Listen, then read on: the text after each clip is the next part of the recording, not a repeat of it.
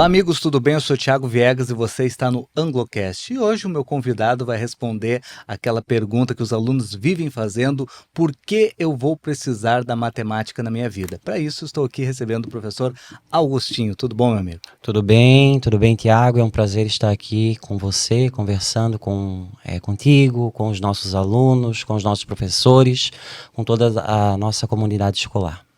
Com certeza. Para a gente começar a nossa conversa aqui, muito se fala a respeito de, prof, por que eu vou precisar disso aqui, onde eu vou aplicar isso? E a matemática, ela está no nosso dia a dia. Tudo que nós fazemos no nosso dia, de alguma forma, tem o envolvimento da matemática. Então, por exemplo, nós vivemos em Balneário Camboriú.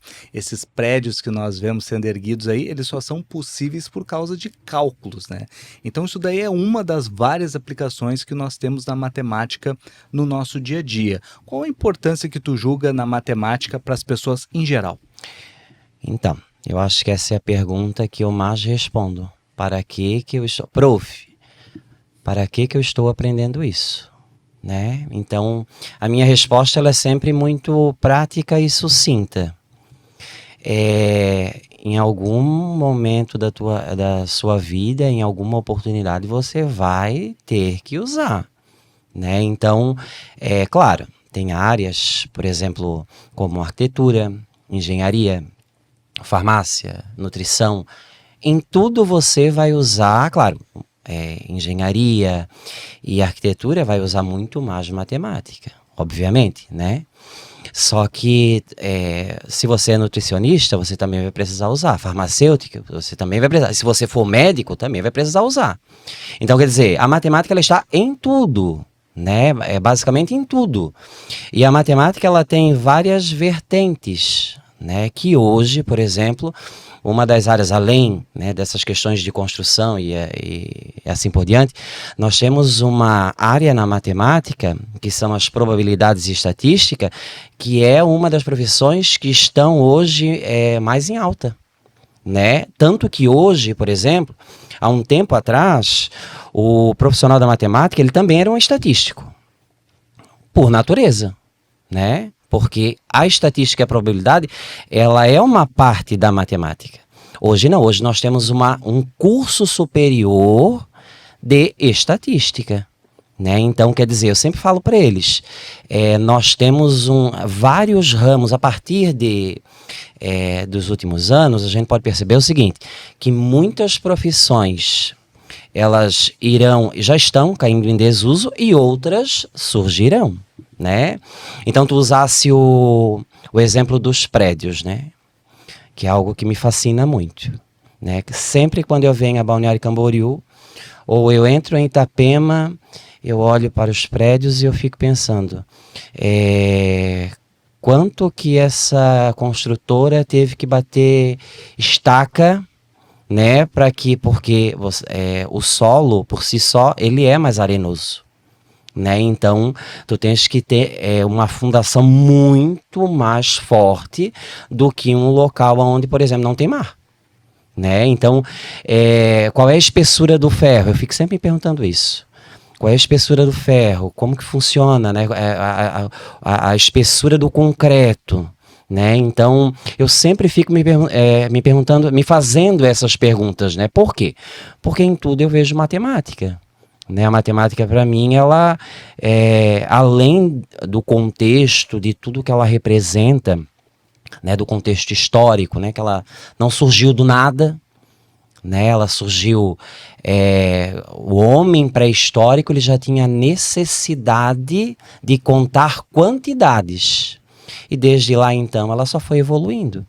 Então a gente usa em muitas áreas, em todas as áreas na verdade, nós precisamos minimamente saber o básico da matemática. Mesmo que eu não for ser um arquiteto, mesmo que eu não for ser um engenheiro, mesmo que eu não for um médico, o médico precisa calcular lá as miligramas certinho do remédio, de acordo com o quilo, né, o peso do aluno, do paciente, porque ele pode matar, né, aquele paciente.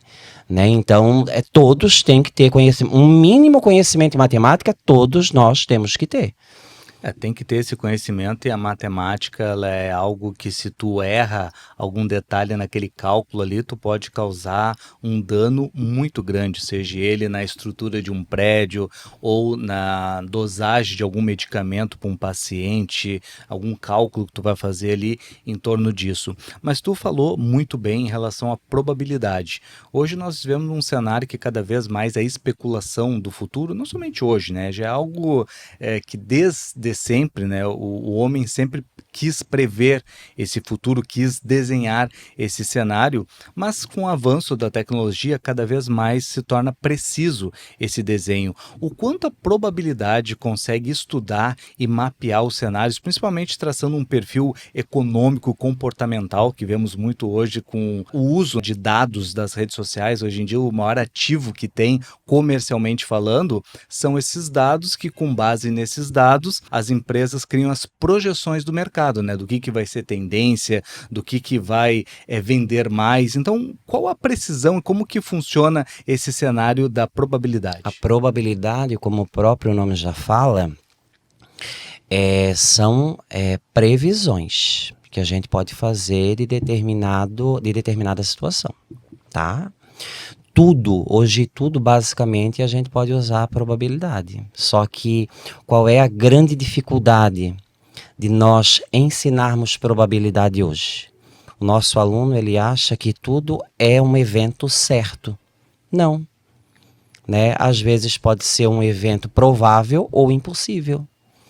Entendeu? Então, a probabilidade, como nós trabalhamos com o nosso material, ele é espiral, e a probabilidade e a estatística é um conteúdo muito abordado nas provas de vestibulares e do Enem, os nossos alunos, mesmo que implicitamente, desde o ensino fundamental 1, eles já trabalham com probabilidade. Quando eles chegam no 6º ano, então eles vão ter lá na apostila estatística e probabilidade, ou análise de dados, por exemplo, que é algo que a gente estuda bastante. E isso não aparece uma vez no ano. Ela aparece diversas vezes no ano.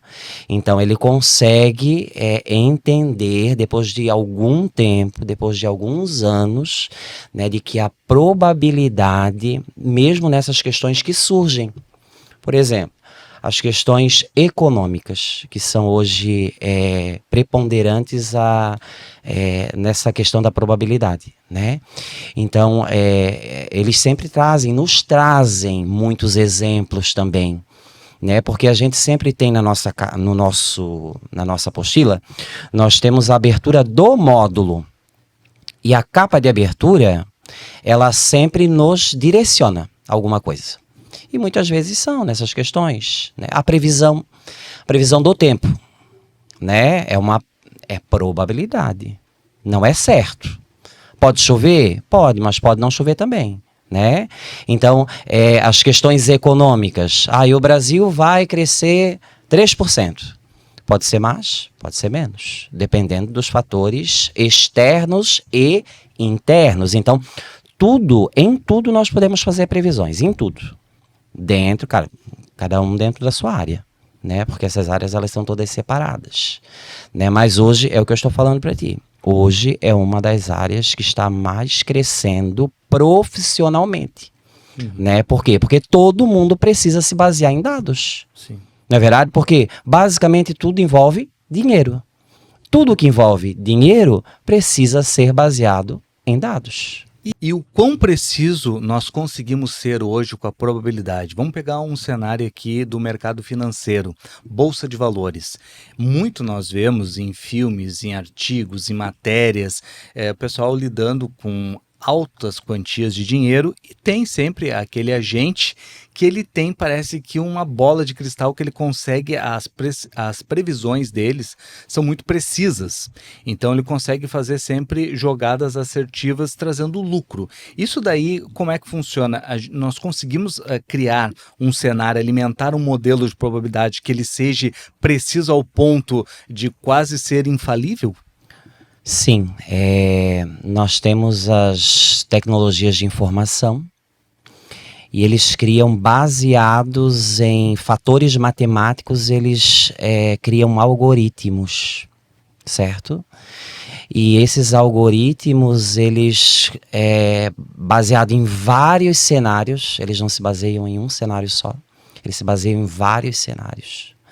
Né? Eles podem nos direcionar ao quase lucro, ou ao lucro 100%.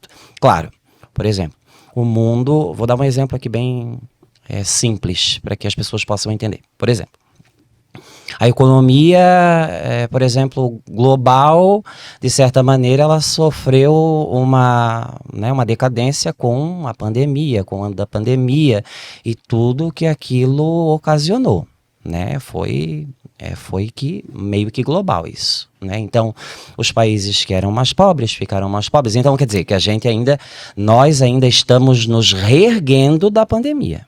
Todos os países. Só que, por exemplo, nós, algumas semanas atrás, os Estados Unidos iniciou uma guerra com o Irã, certo? E o que aconteceu? Eles fecharam um canal onde passa 20% de todo o petróleo do mundo. Isso não está previsto em nenhum algoritmo, não estava previsto em nenhum algoritmo, em nenhuma previsão, entendeu? Então, o que os grandes empresários, as pessoas que têm muito dinheiro, elas fazem? Elas colocam dinheiro aonde? Nos países emergentes, nos países que estão longe da guerra. O Brasil é um deles. Por exemplo, eles vêm e colocam dinheiro aqui. Então, tu podes observar que nos últimos dias, o que vem acontecendo com a nossa Bolsa de Valores? Ela vem sempre, dia a dia, vem pontuando, as pontuações delas, da nossa Bolsa de Valores brasileira, ela é cada vez maior. Porque se você observa que tem um cenário de guerra internacional, né? Porque pelo lado dos Estados Unidos é previsível, né? Já pelo lado do Irã, não, porque a gente não sabe o que eles podem fazer. Porque eles não têm muito. Os Estados Unidos, o arsenal deles é infinitamente maior que o do Irã. Só que, no entanto, eles poderiam ter já feito uma guerra muito maior e assim por diante. Só o que eles pararam por quê? Por que o presidente parou? Ele teve que parar. Porque 20% do petróleo passa por aquele canal que é do Irã. Entendeu? Então, isso não estava na previsão. Então, os algoritmos hoje, através dos algoritmos, né, que analisa vários cenários, né, tu podes observar, e por isso é que essas pessoas elas sempre terão lucro, né? E elas não perdem de ter lucro, certo? Porque se elas observam que naquele país a guerra começou, está enfrentando uma guerra, entrou numa guerra, o que eles fazem? Tiram o dinheiro deles de lá e colocam nos países emergentes, que é o caso do nosso país, né? O Brasil é um país emergente. Então, né, hoje basicamente é um país que não se envolve em guerra, a economia está estável, então não há nenhum problema externo que possa hoje afetar o nosso país, né? Hoje, amanhã a gente não sabe. Certamente, né? Um acontecimento que muda completamente Exatamente. o cenário. Às vezes uma empresa que ela está muito aquecida, ela vai quebrar, e aquela que é uma emergente vai ter ali um cenário de grande possibilidade de lucro, né? E obviamente que as suas ações vão valorizar e vai ser algo muito atrativo para os investidores. Estamos falando aqui na macroeconomia, mas tem a nossa economia do dia a dia, e eu acredito que nesse ponto as pessoas pecam muito. Que nem nós vemos no Brasil, tem o hábito de se usar muito os juros contra o cidadão. Mas isso não por culpa das instituições. As instituições estão no papel dela de obter o lucro, de buscar o lucro. Mas pela falta de conhecimento da matemática da maioria das pessoas, elas não entendem como é que funciona essa mecânica dos juros e como que isso endivida elas e acaba sendo um dinheiro fácil errado. Porque às vezes elas pegam uma pequena quantidade de dinheiro que, se elas fizessem um remanejo de como elas vão obter aquilo, aquilo ou mudar o cenário de como elas vão juntar aquela quantia, elas jamais iriam optar por pegar esse dinheiro com o banco, com o sistema de juros da forma com que é hoje no Brasil. E eu acredito que muitas pessoas não têm a mínima ciência de como é que funciona isso, tanto dos juros para render para elas esse dinheiro, elas fazerem o uso do mecanismo para elas, quanto elas perdem dinheiro com isso, né? Então, essas questões dos juros, elas são bem sensíveis. Hoje no Brasil, eu penso que foi o maior acerto que nós tivemos nos últimos anos, de que o Banco Central deve cuidar da política monetária do nosso país, né? Ele não deve sofrer influência do governo da ocasião, né? Porque ele pode mudar muita coisa e fazer muita coisa errada. E também pode fazer muita coisa certa, tá? Então, o que é que acontece? Quando nós temos muito dinheiro injetado na economia, o que vai acontecer? Se a demanda aumenta, os preços também irão aumentar. Se os preços aumentam, o que acontece? Nós vamos ter inflação, né? Então, nós já sofremos há muitos anos atrás, eu era criança ainda, né, antes do Plano Real, nós já sofremos com uma inflação muito alta, né, de remarcação, né, de produtos, de manhã era um preço, à tarde era outro, de noite era outro, né, não é verdade? Sim. Então, assim, depois do Plano Real, nós conseguimos ter uma estabilização na nossa política monetária, né? Só que nós ainda continuamos tendo inflação, porque as pessoas consomem. E às vezes é muito mais atrativo para o produtor de soja exportar a soja para o comércio internacional, porque ele ganha em dólar, ele não ganha em real. Então ele tira daqui e manda para fora. Se tira daqui e manda para fora, falta aqui. Só que as pessoas estão procurando muito aquele produto. Então aquele produto vai inflacionar. O que o Banco Central faz? Ele aumenta a taxa de juros. Quando ele aumenta a taxa de juros, ele vai desaquecer. Olha só, os nossos juros eles estão altos há um bom tempo, tá? Só agora é que nós conseguimos ter um crescimento menor, porque às vezes o crescimento ele está associado ao quê? À inflação. Entendeu? Então, é só agora, na última reunião do Copom, é que eles diminuíram 0,25 da taxa básica de juros. Poderiam ter diminuído mais? Poderiam, só que nós, na política monetária, ainda somos e temos que ser conservadores, né? Porque é essencial que nós mantenhamos a inflação baixa, então depois gradativamente nós vamos diminuindo os juros. E o que acontece? Pessoas que compram qualquer coisa agora, um apartamento, que compram um carro, vão pagar mais caro. Então o ideal o meu irmão ele entende bem dessas situações, que ele trabalha, né, com esse tipo de situação. Ele sempre fala: agora não é hora de trocar carro, porque os juros eles vão estar muito altos, a não ser que tu tenha dinheiro, chegue lá e pague, né? Então daí tu não estarás pagando os juros, não é verdade? Mas assim, o juro ele afeta tudo, ele afeta o crédito, né? Então, por exemplo, eu quero pegar um empréstimo, até o empréstimo consignado tem juros de 2,5%, que antes era 1,90, 1,70.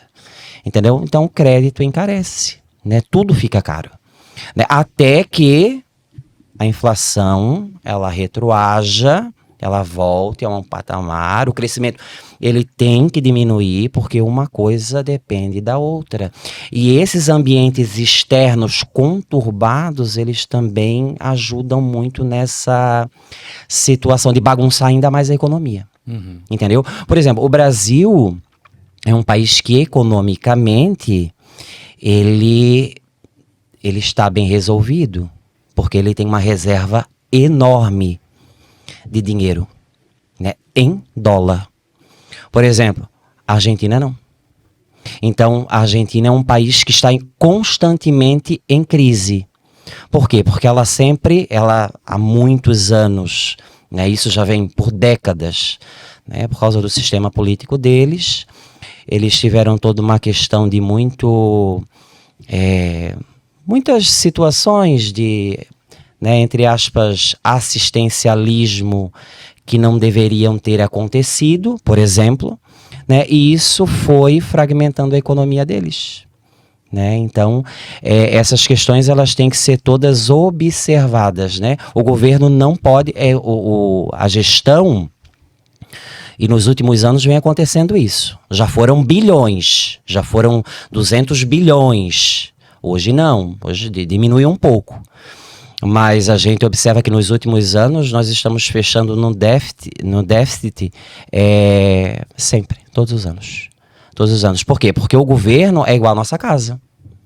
A nossa casa, nós não podemos. Por exemplo, se você tem o seu salário, recebe o seu salário, você tem que se manter com aquele salário. Se você não se mantém com aquele salário, você vai pedir emprestado. Se você vai pedir emprestado, você vai ficar devendo. Então, você tem que viver com o seu salário, né? E hoje o que acontece no Brasil, há alguns anos já vem acontecendo isso, o governo gasta mais do que arrecada. E arrecada muito. Né? Então quer dizer que o dinheiro está sendo, de uma forma ou de outra, né? Ele está sendo mal direcionado. Entendeu? Então, por isso é que às vezes o Banco Central ele tem que entrar e interferir na política monetária. E para isso é que foi muito importante a independência do Banco Central. Eu acho muito importante o conhecimento da matemática para a nossa saúde financeira. O brasileiro ele está entre os povos que tem uma das piores gestões financeiras. Muitos brasileiros estão endividados justamente por não ter o entendimento de como é que funciona a taxa de juros de um banco, os juros compostos. E daí, por exemplo, eu vou comprar um carro ou uma televisão. Vamos supor que eu vou comprar algo que custe R$1.000. Eu vou pegar esses R$1.000 no banco que eles vão acabar me transformando numa dívida de R$3.000 e quando eu terminar de pagar essa dívida, o meu bem de R$1.000 já não vale R$1.000. Ele vale R$500, ele vale R$400. Ou seja, tu soma isso ainda à tua dívida e tu vai ter um prejuízo gigantesco. Por quê? Porque não tem um entendimento. Isso estamos falando de juros compostos, de uma coisa um pouco mais macro. Mas vamos pegar uma aplicação da matemática numa coisa bem simples que eu tenho certeza que tu vai te identificar agora, quem está nos ouvindo. Tu vai no mercado. É comum de ter aquelas promoções no mercado assim, compre 2 por tanto, promoção. E a pessoa vai lá, vou comprar. 1 tá esse valor, 2 tá por tanto. Mas se ela for perceber o valor individual daquele produto e somar 2 produtos daquele, ela vai perceber que em alguns casos, 2 produtos individuais saem mais barato do que aquela promoção. Mas a pessoa nem se dá o trabalho mais de ir atrás ali da informação e de fazer um cálculo simples ali para saber o quanto que ela está investindo naquilo. Essa questão aí, ela é muito relacionada ao produto. Por exemplo, eu tenho 1 quilo de Omo e eu tenho 5 quilos de Omo, por exemplo. Né, fazendo um paralelo assim. Aí eu olho o preço de um quilo, imaginem assim, e eu olho o preço de 5 quilos. Visualmente, o que vai me parecer mais barato?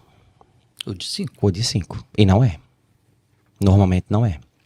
Entendeu? É tudo muito ilusório. Também tem uma outra situação, mas é porque justamente entra nessa questão que você falou agora, a preguiça.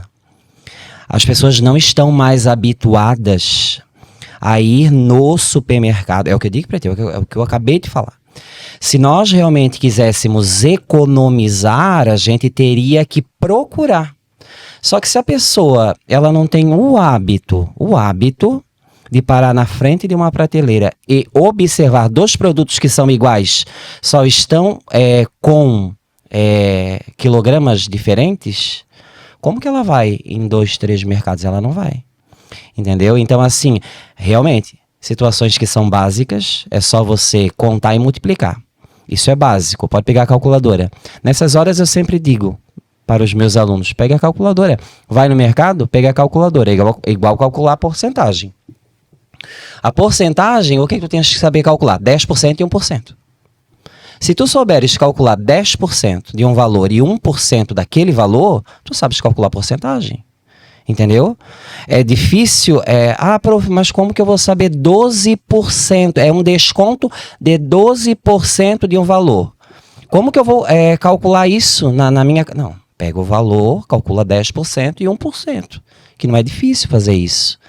Entendeu? Então, isso são práticas, né, que a gente vai ensinando para eles.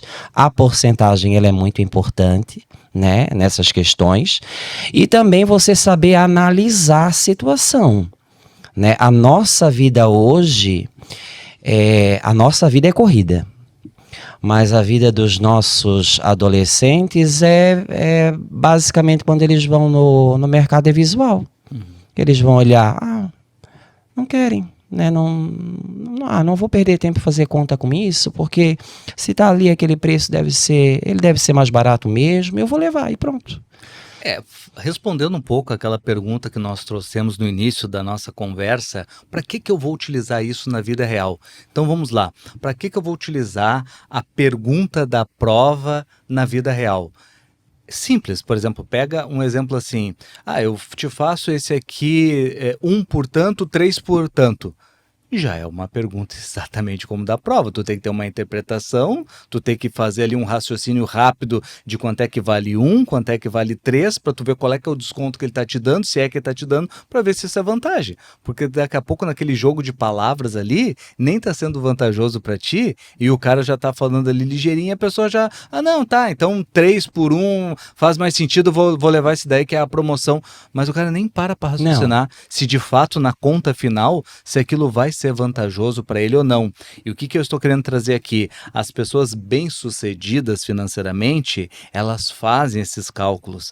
Eu ouvi de um empresário muito bem-sucedido que ele disse para mim assim, Thiago, por 25 centavos eu faço o cálculo, porque no final da conta é aquele 25 centavos que vai fazer a diferença entre ele ser rico ou não. Não pelo valor da moeda em si, mas pega isso numa somatória ao longo de toda a vida dele. Se ele for deixar passando cada detalhezinho desse, ele não vai ser bem sucedido. E é isso, as pessoas não veem a importância e como isso se aplica, tá no nosso dia a dia. Toda transação que a gente vai fazer, toda negociação que nós vamos fazer, sempre tem ali a interpretação e o cálculo, tá presente em tudo. É o propósito nosso, né? Na escola. A escola, ela tem esse propósito, né? De preparar... Todos os nossos alunos estão sendo preparados para a vida. Eles não estão lá apenas só absorvendo conteúdo. Eles precisam ter a prática. Então, por isso é que eu comentei contigo anteriormente, o cálculo não existe mais. O cálculo é da nossa época, né? Por quê? Porque hoje o aluno ele precisa observar aquilo que ele está trabalhando dentro de um contexto. E a gente usa muito isso, sabe? Os contextos do dia a dia. Né? O nosso material ele é baseado em contextos que são do nosso dia a dia. Né? Então, isso é que é importante, é fazer o aluno observar, né? E ver sentido naquilo que ele está aprendendo. E não ele só está aprendendo para ele ter uma nota boa no Enem, para ele passar numa boa faculdade. Claro, isso tudo vai ajudar, obviamente. Né? Porque o meu futuro, eu estou na escola, eu estou construindo o meu futuro, né? Eu estou estudando para quê? Para que eu tenha um futuro melhor, certo? Mas só que se você não souber aplicar, é o que a maioria das pessoas bem-sucedidas fazem. Elas contam os centavos, porque numa proporção maior, elas podem perder. Numa aplicação, tu imagina. Numa aplicação, se ele perde 10 centavos em 1000, se ele tem milhões, bilhões, ele perde muito dinheiro. Entendeu? Então, eles têm que ter um entendimento, a compreensão da matemática muito grande. Essas pessoas, né? Então, e é para isso que nós preparamos os nossos alunos, para que eles consigam compreender e usar. Foi o que eu já falei. A matemática, nem tudo que você vai aprender na escola você vai utilizar. Né? Muitos são conhecimentos que você realmente vai ter que ter para fazer a sua prova. Você vai lá fazer a sua prova do Enem, a sua prova do vestibular, para você ser aprovado na UFSC, na UDESC, assim por diante, né? Na universidade que você queira entrar. Mas a maioria dos contextos matemáticos, elas são super utilizáveis no nosso dia a dia, né? Então, nós utilizamos em tudo, a matemática ela está em tudo. Pelo horário. Quem é que rege o nosso horário? Os números.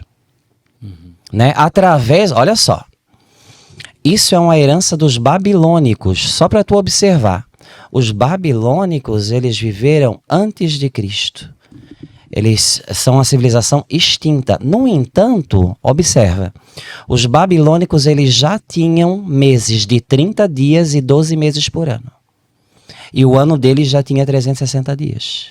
Então, tu olha só, o quanto esses caras lá na antiguidade, sem ter calculadora, sem ter papel, sem ter lápis, sem ter caneta, o quanto que eles pensavam. Porque eles precisavam da matemática para o quê? Para a sobrevivência. Eles precisavam sobreviver. E graças a tudo que eles construíram e descobriram, hoje nós utilizamos a matemática para que ela nos favoreça, né? E não que ela seja uma inimiga nossa. Certamente, houve grande evolução com o passar dos anos no conhecimento. Esse conhecimento nos trouxe a tecnologia. Com a tecnologia vieram as máquinas e a automação. E essa automação me gera uma preocupação de que as futuras gerações venham a ter seu conhecimento enfraquecido pela automatização do pensamento. Nós somos uma geração um pouco mais antiga que a dos jovens atuais, e na nossa geração era muito comum, por exemplo, eu brincava muito de carteado com a minha família. Então, por exemplo, tinha jogos como o Pontinho, o Poker, que tu tinha que fazer a somatória ali das cartas, tinha que chegar numa numeração. Então era muito habitual para nós fazer cálculos rápidos. E tu já está caindo ali as cartas, tu já está somando aquilo na tua mente para tu saber se vai ter o resultado que tu precisa ou não. Era muito comum a gente lidar com dinheiro em espécie. Então, por exemplo, no momento que o cara está contando o dinheiro ali para te entregar, tu já está fazendo a somatória, já está subtraindo, já está vendo se está tudo ok. Hoje em dia, não se lida mais com papel, dificilmente se lida com cartas, tudo tem um sistema, tudo tem um número digital. E é muito comum para qualquer cálculo simples, às vezes tabuada simples, vai o jovem lá e abre a calculadora.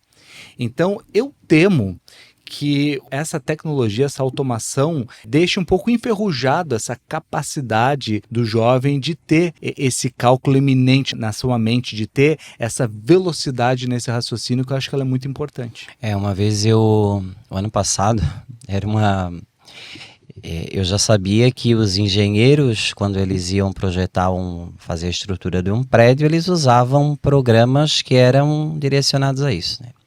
Só que essa sempre foi uma curiosidade para mim. Porque antes não era assim.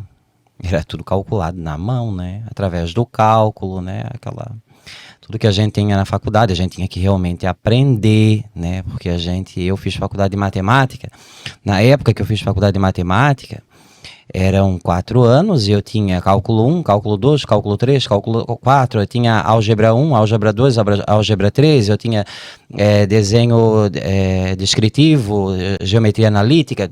Hoje não tem mais, não existe mais isso nas faculdades de matemática, porque não é propósito, né? Se você vai ser um matemático, se você vai atuar como professor, você tem que ter lá as disciplinas que são diretamente ligadas à sua atuação profissional. Mas isso sempre me intrigou muito. E o ano passado eu tive a oportunidade, tenho um amigo que é engenheiro, eu perguntei para ele assim, me diz o seguinte, vocês hoje não utilizam mais papel, nada disso, vocês só jogam lá no sistema e ele projeta tudo. Ele disse, não, é isso mesmo, é verdade. Às vezes, Augustinho, a gente faz para tirar o peso da consciência, mas a gente faz. Eu disse, tá, e numa dessas projeções lá nesse programa, não há possibilidade, por exemplo, de a máquina errar, né, do computador, do algoritmo errar? Ele disse não, porque eles sempre calculam para mais. Então, porque o meu medo era, imaginem, prédios aqui enormes, como tem de vários andares, né, eles daqui a pouco caírem. Tem um problema na estrutura, ele disse que não, que sempre o ferro ele sempre vai ser mais grosso, o concreto ele sempre vai ser mais grosso, a fundação vai ser sempre mais profunda, entendeu? Então, quer dizer, eu sou da época em que quando meu pai foi construir a nossa casa, né, que ele pagou um engenheiro, que era meu tio, padrinho dele, ele fez todo o desenho no papel, e era aquilo que eu entendia que era engenharia, né, e arquitetura. E hoje não é mais assim, né? Então a máquina hoje ela calcula muita coisa. Só que o meu medo era, a minha pergunta, eu fiz essa pergunta a ele receoso, entendeu? Do que viria de resposta disso. Ele disse, tá, mas tu sabes calcular? Ele disse, sei, calcular tudo. A gente aprende lá na faculdade, a gente calcula, lá na faculdade não tem programa. Lá a gente calcula mesmo, depois é que a gente vai para atuação, né, e daí visita a obra e assim por diante, né, então tem essas questões que a gente sempre fica, foi algo que me deixou muito, porque teve um tempo aí, há uns anos atrás, que começou a cair muito prédio aqui no Brasil. O engenheiro fugiu da escola, né? O engenheiro não fez o seu trabalho adequadamente, né? É igual, por exemplo, no final do ano passado, usar um exemplo aqui que eu acho que foi de conhecimento de todos, a médica que receitou 7... eu não sei como, de adrenalina, né, e certo, gramas por miligramas? Não é miligrama, é uma outra unidade ainda menor, e matou a criança. Então, quer dizer, né, e isso foi uma questão toda errada, porque a técnica que foi aplicar, ela sabia que não poderia, a adrenalina ela tem que ser inalada, ou se ela for aplicada, ela tem que ser numa dosagem bem baixa, né? Então, quer dizer, que foram erros sucessivos que tiraram a vida de uma pessoa. Por quê? Falta de conhecimento matemático, né? Ou o uso errôneo da inteligência artificial. Porque a inteligência artificial ela veio para nos ajudar. Ela não veio para você pegar o seu probleminha da tarefa e colocar lá na inteligência artificial e ela te dar a resposta. Essa não é a função da inteligência artificial. Ela veio para te ajudar, mas não a responder. Ela não é o teu cérebro. Né? Então, tanto que da inteligência artificial, nós teremos daqui a alguns anos, já estão surgindo, várias profissões que surgirão da inteligência artificial. Né? Então, tem todas essas questões que a gente sempre tem que ficar analisando, né? E observando. Né? Porque tudo que é criado, né, todas a inteligência artificial, todos esses programas, todos esses algoritmos que eles regulam e regulamentam todas as questões econômicas, técnicas e assim por diante, eles são baseados em matemática, né? Basicamente é na matemática. A matemática é o fundamento disso tudo. Eu sempre digo, a matemática, se você quer entender bem física, se você quer entender bem química, a sua caixinha de ferramentas tem que estar cheia de, né, tem que ter o martelo, tem que ter o prego, tem que ter o parafuso, tem que ter... A matemática, eu sempre digo, a caixinha de ferramentas é a matemática. Senão se você não consegue entender matemática, o básico da matemática, você não consegue entender nem física e nem química. E também, muito menos, você vai entender quando você estiver de frente com um produto lá no supermercado, calcular qual é a diferença, o quanto eu ganho e quanto eu perco. Exatamente, o que eu sempre falo, a inteligência artificial e os recursos tecnológicos, eles são ferramentas, mas eles nunca vão substituir o conhecimento. E as pessoas, os jovens hoje, muitas vezes eles veem na praticidade, é muito tentador. Na nossa época não tinha isso, na nossa época no máximo aqueles lápis que tinha a tabuada desenhada nele ali, que era um recurso que tu poderia... Nossa época é a Barça, né? Quando a gente tinha que pesquisar alguma coisa, a gente ia na biblioteca, né? Pô, a Barça. A Barça, o livrão, aquele vermelho, e a gente ia lá e a gente pesquisava, a gente lia, né? Hoje, isso, exatamente. Os professores exigiam o trabalho, o margem. Hoje o nosso aluno não sabe fazer mais um trabalho com margem. É uma coisa bem boba, a caligrafia. Exatamente. Hoje em dia eu vejo muitas pessoas com dificuldade de caligrafia por não ter mais o hábito de escrever. Eu acho que é muito importante nós utilizarmos a tecnologia, os recursos tecnológicos, mas sem abrir mão, que nem lá os engenheiros, de ter o conhecimento e o domínio disso sem ter o uso da tecnologia, porque isso é conhecimento, e o conhecimento, ele é a base de tudo. O conhecimento é a única coisa que ninguém pode roubar de ti, é o teu conhecimento, e quem detém o conhecimento está melhor preparado para qualquer situação na vida, né, para galgar as melhores posições dentro de um mercado que está cada vez mais competitivo. É assim, falando assim da minha prática pedagógica, né, o que eu vejo assim, o que eu observo, né, fazendo uma relação com isso que tu estás falando, eles se preocupam muito com nota. E a nota não é o que importa. O que importa é o que você absorveu do conteúdo. Se você entendeu o conteúdo. O que você entendeu desse conteúdo?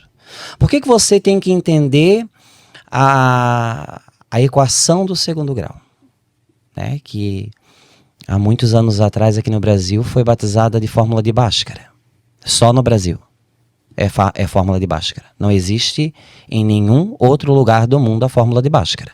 Nossa, ela é a fórmula da equação do segundo grau. Mas agora eu sou obrigado a te perguntar por que no Brasil a fórmula de Porque Bhaskara? ficou mais fácil. Lá nos anos 60, era uma fórmula em que os alunos tinham muita dificuldade de identificar. Tu pode perguntar para qualquer um hoje, o que tu te lembra da escola? Da fórmula de Bhaskara. Essa daí não tem como esquecer. Não esquece, entendeu? Agora, se eu te perguntar assim, tu conheces a fórmula da equação do segundo grau? Não. Entendeu? A fórmula da equação do segundo grau, e a própria apostila, ela traz isso, né? Porque Bhaskara foi um matemático árabe que ele contribuiu, ele não inventou a fórmula de Bhaskara. Ele contribuiu, foi com um outro matemático muito mais antigo que ele, o Al-Khwarizmi, que começou a entender, a desmistificar essa fórmula, que são a fórmula, nada mais é do que a fórmula das áreas. Né? Quando tu calculou uma área dentro da outra e assim por diante, tu usa a fórmula da equação do segundo grau. Né? Então assim, e no Brasil, lá nos anos 60, como que nós vamos fazer com que os alunos entendam, façam uma relação? Então, chama da fórmula de Bhaskara. E aqui só no Brasil é fórmula de Bhaskara. Mas eu, quando fiz faculdade, o meu professor de Fundamentos da Matemática, ele já era um senhor, né? E ele sempre nos dizia, gente, pelo amor de Deus, não fala em fórmula de Bhaskara. É fórmula da equação do segundo grau. O Bhaskara, ele só contribuiu para o desenvolvimento dessa fórmula. Não foi ele que inventou a fórmula de Bhaskara. Ele teve uma grande contribuição, mas teve outros muitíssimos matemáticos que contribuíram para a fórmula que nós conhecemos hoje. Né? Então foi aí que surgiu a fórmula de Bhaskara, né? Que é aqui do Brasil, mas que o correto de ser chamada é a fórmula da equação do segundo grau. Né? Então, nas apostilas do 9º ano, são apostilas que quando elas tratam desse assunto, elas tratam de maneira muito histórica.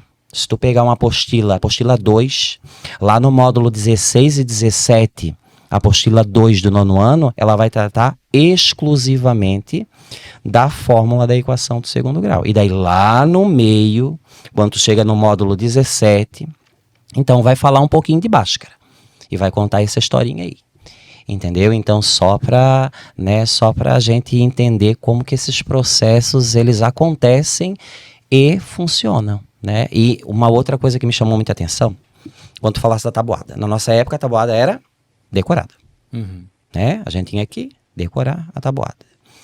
O que a gente faz hoje? Hoje eu não posso mais pedir para que o meu aluno... Eu peço, óbvio que eu peço, para que ele decore. Né? Só que ele tem que saber observar e interpretar no concreto. Bom, se 4 vezes 1 é 4, 4 vezes 2 é 4 mais 4. Ele tem que saber isso. Entendeu? Então, para que quando eu perguntar para ele assim, 8 vezes 8, 64, ele não tenha que falar a tabuada inteira. Porque na nossa época era assim. Porque a gente, como era decorado, a gente falava a tabuada inteira, na nossa cabeça, né? Uhum. A gente ficava 8 vezes 1, 8 vezes... Era assim que a gente fazia, sabe? Uhum. Então ele tem que entender isso. Se 8 vezes 1 é 2, 8 vezes 1 é 8, desculpa. 8 vezes 2 é 8 mais 8. 8 vezes 3, 8 mais 8 mais 8. E assim por diante. É isso que ele tem que observar, sabe? É trabalhar. Aí eu digo, pode contar nos dedos. Né? Lá na antiguidade era assim, eles contavam nos dedos. Conta nos dedos. Mas tem que saber, no concreto. Se demora, ai, prof, mas às vezes eu demoro, não tem problema. O importante é você chegar no resultado. Você tem que chegar no resultado. Isso daqui nós vamos aperfeiçoando, né? Essas questões da tabuada, decorada, o importante é que ela seja mesmo. Porque isso vai te ajudar lá na frente quando você for fazer a provinha do Enem. Porque lá você tem alguns minutos para resolver uma questão só. Você não tem 5 minutos, você não tem 10 minutos para resolver uma questão.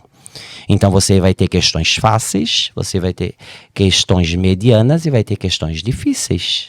E o tempo era igual para todos. Se eu souber o básico, que a tabuada é básico, né? A tabuada decorada é o básico. Se eu souber o básico, se eu estiver treinado basicamente para aquilo, uma questão que eu usaria 3 minutos, eu uso 1 minuto e resolvo ela. Então, claro, isso vai fazer toda a diferença. Saber somar, subtrair, que por incrível que pareça, é uma das operações que quando tu coloca o minuendo cheio de zero e o subtraindo com números maiores, que eles têm que pedir emprestado, eles já se perdem.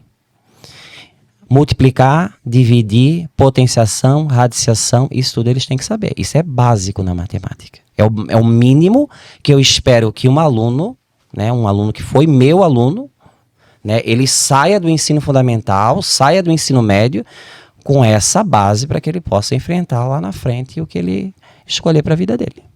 Certamente, né? Essa base ela vai ser fundamental para toda a vida, não somente para prestar as provas para o vestibular, para o Enem, mas como nós falamos aqui ao longo do episódio, isso está presente no nosso dia a dia, está presente nas transações financeiras, está presente nos nossos cálculos, então é um conhecimento base e isso é obrigatório de tu ter, né? Assim como tem que ter o domínio da tua língua materna, né? Do português, da gramática, da interpretação de texto, a matemática ela é fundamental e é essencial. E tem coisas que não dá para mascarar, né? Não dá para tu colocar terceirizado ali, porque vai te fazer falta. Não adianta porque a gente passa por várias avaliações, né? Então as avaliações, é o que eu falei da nota, né? Claro que a nossa avaliação é muito mais qualitativa do que quantitativa.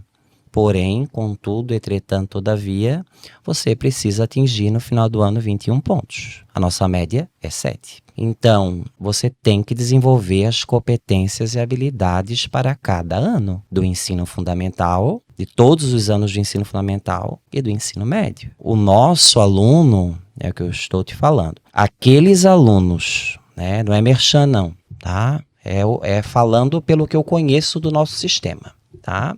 Falando a verdade, né, do que eu acredito nesse sistema. Se você colocar o seu filho do primeiro ano do ensino, nós temos até a educação infantil que já trabalha com apostila, entendeu? Ele já tem apostila. Mas se ele estiver na nossa escola do primeiro ao terceirão, ele não tem como sair da escola sabendo o básico. Ele vai sair com o básico e muito mais. Isso é óbvio. E isso em todas as disciplinas. Todas as competências e habilidades, elas são trabalhadas, né, com os nossos alunos. Então, não tem como ele não saber. Ele, assim, ó, deixa eu dar um exemplo bem prático. Eles têm números, vou falar assim sobre números racionais. Números racionais, que são todos os números que eu consigo transformar em fração. Eles têm isso desde o ensino fundamental 1. Quando eles chegam no sexto, eles já conseguem transformar um decimal numa fração, entendeu? Então, um decimal exato, que é um número que começa e acaba com vírgula, eles já conseguem transformar em fração. Se eles já sabem transformar em fração, eles já sabem transformar em porcentagem, entendeu? Então, e ali a gente começa a trabalhar na prática. Sabe, que é algo que me chama muito a atenção dentre todos os conteúdos, porque números racionais, eles têm diversos módulos no sexto ano. Mas o que me chama muito a atenção na apostila do sexto ano, sabe o que é? Porque a gente não pode, por exemplo, num primeiro momento, ensinar porcentagem por regra de 3. certo? Porque isso envolve uma série de outros conteúdos que eles vão ter lá no 7º ano, no caderno 4. Só que o modo como eles trabalham com o aluno, a porcentagem, a forma como calcular a porcentagem, com ideias de porcentagem, com cálculo mental, e aquilo ali é assim, ó, extraordinário. Os módulos de porcentagem, que são vários durante todo o ensino fundamental, mas no 6º e no 7º ano, eles trabalham com ideias do cotidiano, a prática do cotidiano, entendeu? Sim. Então é fácil dele associar. Ele consegue fazer uma associação. E quando eles descobrem, eu volto a falar para ti, para finalizar essa parte. Quando eles conseguem descobrir que calculando 10% de um valor e 1% de um valor, eles conseguem calcular qualquer porcentagem, é assim a descoberta mais extraordinária que eles podem ter. Sabe? Que eles conseguem calcular, né? Porque às vezes eles passam na rua, na loja, e diz lá, 15% de desconto. E às vezes o 15% não tem problema. Tudo que é exato não tem problema. Se é 20%, eles conseguem calcular. O problema é quando é 13% de desconto, 12% de desconto, 17% de desconto. Então, se eles calculam 10, calculam 1, pronto, eles sabem calcular tudo. É isso que é o mais maravilhoso do ensino, é quando tu tem esse insight, nossa, compreendi e consigo aplicar isso, é palpável. O sistema, conforme tu falou ali, esse espiral é muito interessante, porque é como se fosse camadas, né? Vamos pegar as obras que nós tínhamos referido, né? Tu passa uma primeira camada ali de concreto e vai rebocando e vai reforçando aquilo, diferentemente da nossa época que tu tinha matéria em um determinado ano, no determinado calendário acadêmico ali, e depois tu não via mais aquilo. Então o que o aluno fazia? Ele decorava aquilo, passava na prova, beleza, agora não preciso mais desse conhecimento, deixa para trás, não quero mais saber disso, vamos pro próximo. E assim não, ele está sempre revisitando aquele conhecimento, e quando chega ali no vestibular já é algo que é implícito para ele, já está dentro do domínio dele, né? Algo que ficou concreto e não apenas uma pincelada ali que em algum momento aquela matéria passou por ele. Na nossa época, e ainda há sistemas de ensino que são bem tradicionais, mas que trabalham de forma linear. Sim. O linear é esse. Tu vê uma vez e deu. Né? Tu trabalha... eu vou te dar um exemplo aqui agora. Falei de números inteiros, né? Quando a gente estava conversando. Números inteiros. Primeiro trabalha a ideia. Ideia de números inteiros. Depois tu trabalha adição e subtração. Acabou o primeiro caderno do 7º ano, dentre outros conteúdos, porque a gente passa por todas as áreas. Geometria, a gente passa por álgebra e assim por diante. Tá. Quando você chega lá no 2º caderno, você vai aprender multiplicação e divisão com números inteiros, que é um módulo separado. A maioria dos sistemas não é assim. Eles trabalham tudo de uma vez só, é linear. Então, se o aluno aprendeu. Quando você revisita o conteúdo, você sana as dúvidas que ficaram. Sim. Lá atrás, entendeu? Uhum. Então, mesmo na ideia de número positivo e negativo, mesmo nas operações de adição e subtração com números inteiros, tu consegue observar que o aluno ele não atendeu as competências e habilidades daquele conteúdo quando tu chega na multiplicação e divisão. Dá tempo de ajudar ele a entender aquilo que ficou, que ele não conseguiu compreender lá atrás, entendeu? Uhum. Então, quer dizer, é o que eu digo.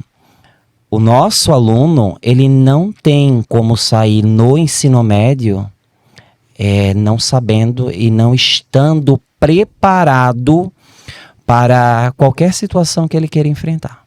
Então, eu sempre digo isso. O nosso ensino médio, ele trabalha todos os conteúdos do ensino médio, todas as competências e habilidades nós trabalhamos em 2 anos. Em 2 anos é passado todo o conteúdo. No 3º ano, por que o Ângulo não tem cursinho pré-vestibular? Porque o 3º ano é o cursinho pré-vestibular. Eles revisitam todos os conteúdos. Vou falar por mim que sou matemático.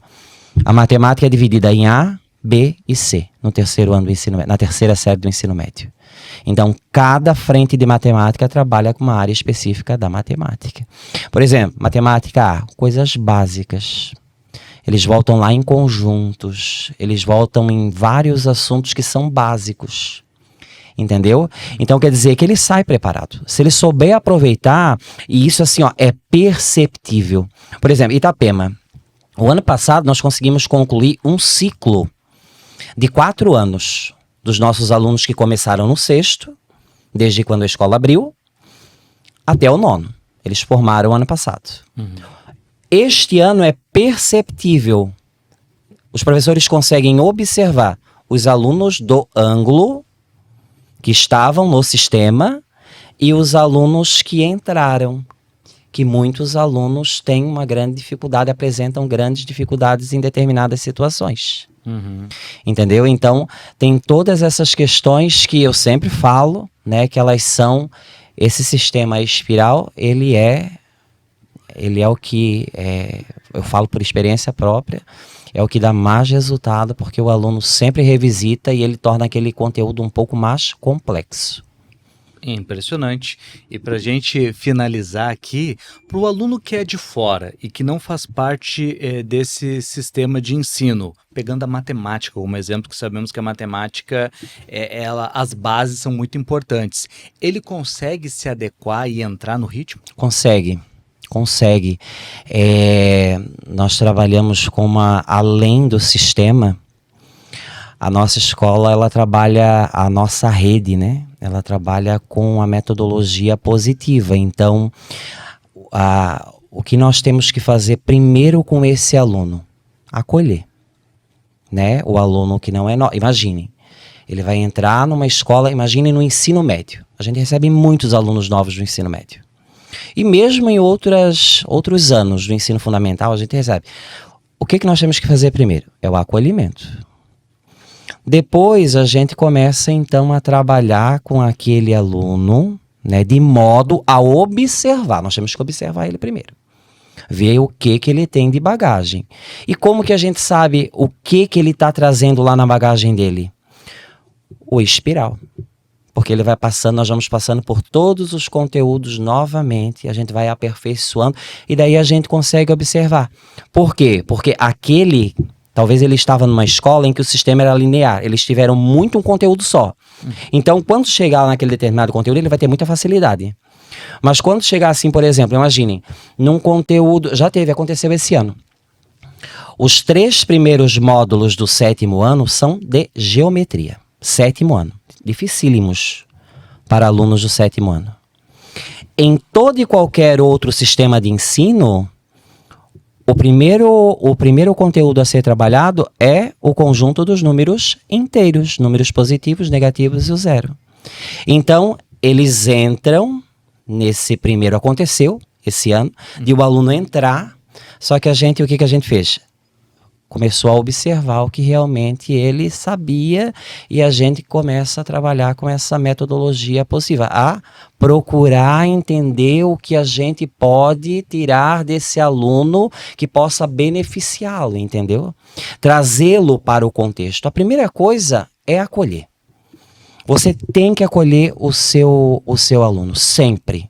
Eu sou um defensor do acolhimento, porque a partir do momento que o aluno ele se sente acolhido no lugar onde que ele está, ele vai se sentir muito melhor, né, para entender e compreender aquilo que está sendo trabalhado independentemente do conteúdo. Então o acolhimento ele é essencial.